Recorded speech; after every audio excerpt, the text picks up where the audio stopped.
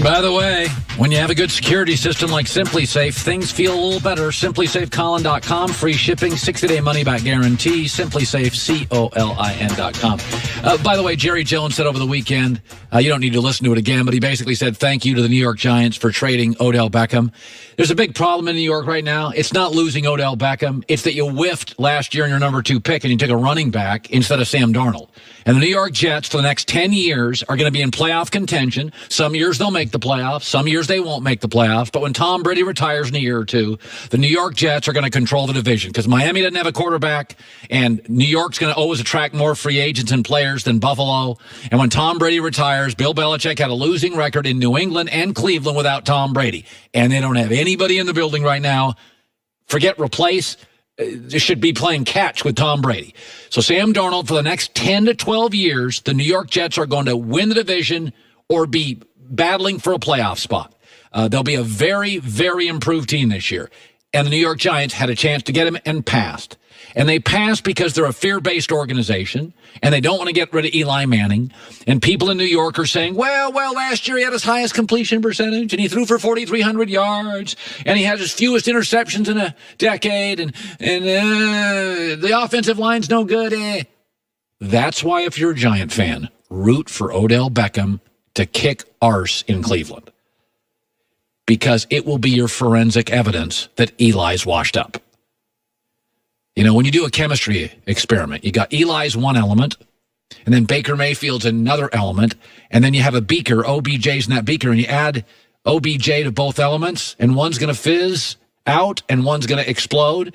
And if Odell Beckham and Baker Mayfield are rock stars, and my guess is offensively, they're going to be very successful, that's your forensic evidence. That's your told you so. Because right now the problem, it's not losing Odell Beckham Jr., it's that your organization is petrified to move off Eli Manning slower than the Colts moved off Peyton Manning. You got to move off legends. It happened in Green Bay. It happened in San Francisco. It happens. You know, you got to move. I mean, Jimmy Johnson had Dan Marino, the old hobbled, beaten up Dan Marino. I mean, you got to be able to move off people in this sport. You know, you already threw 2 parades for Eli. Don't need a third on the way out. So, you know, you can talk about Odell Beckham. If you're a Giant fan, you want that kid to go to Baker Mayfield in Cleveland and just kick butt. 15 TDs, 1,000 yards, Baker's MVP, Browns win the division, because then you can go, see, and we're 5-11.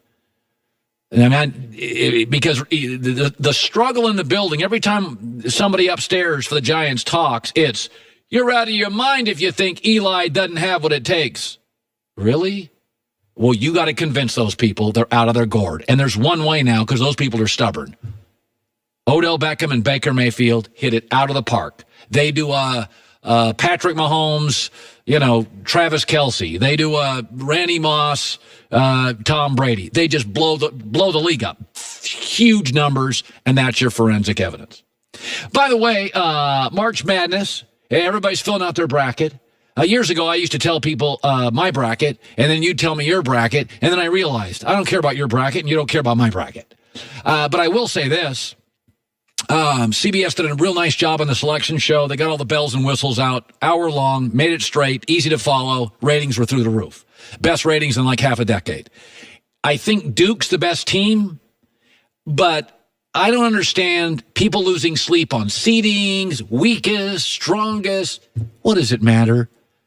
You're going to have to beat her a 1 or a 2 seed. Who cares if you're in Duke's bracket or not? Do you think Michigan State, Tom Izzo, at this point in his career, he's not getting a raise. They're not taking away his salary. He wants to win a championship. So he's in a little tougher bracket. I've always said this about March Madness. The NCAA pays for all of this. They pay for all the hotel rooms. They pay for all the arenas. They pay for everything. It's their wedding. They have a right to seat people at the wedding the way they want to.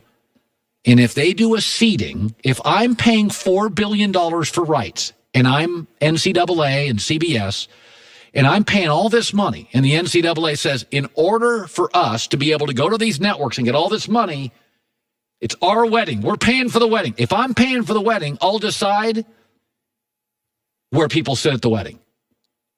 That's always been my feeling on this tournament. And if they put Michigan here and a little easier than there, go undefeated, lose fewer games. That's not my problem. Okay, this is television. It doesn't matter. You're all still going to have to beat Carolina and Duke to win this thing.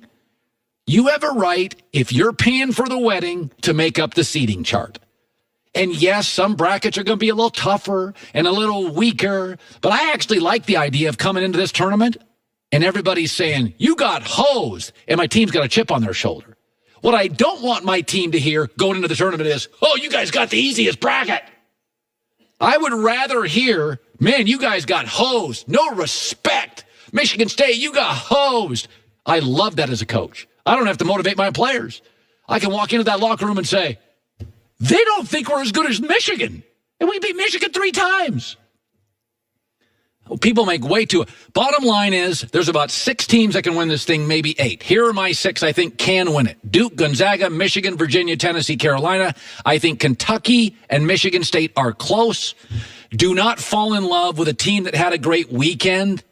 History shows lots of teams play great in their conference tournament weekend, and that's the top. And then they go into the tournament, and it just goes downhill. Playing great in your conference tournament has never equated to you'll end up in the Final Four.